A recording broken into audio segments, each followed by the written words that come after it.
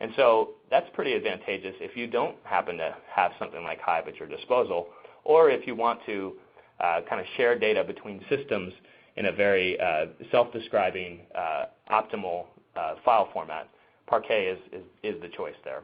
And so with Spark SQL, we've added Parquet support. Now, it's actually important to point out that Spark SQL is completely compatible with your former Hive environment. So, and if you're familiar enough with Hive, you'll understand there is a built-in Parquet table or storage format in Hive. But this is different in that it's actually native support. And so it allows us to have much more optimal performance in working with Parquet.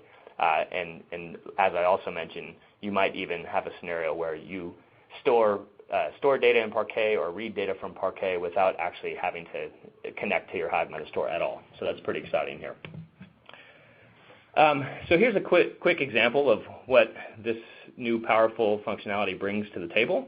Often in a kind of data pipeline, your first step might be to read from a quote-unquote table. Now, granted, these are still just files in your distributed file system, but they've been described by some form of metadata, and that allows us to write a SQL query that refers to fields and tables and perform things like joins. So that's awesome. And once we get a result from that SQL statement, the result is actually just an RDD. So all of the other operations I've shown you before are still applicable. And so this is really cool because you can basically move back and forth between more of a kind of programming style API-driven interface or SQL.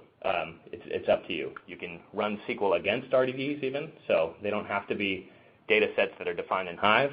You can actually take an RDD, register it as a table, and then run queries against an RDD as well. So that's pretty cool.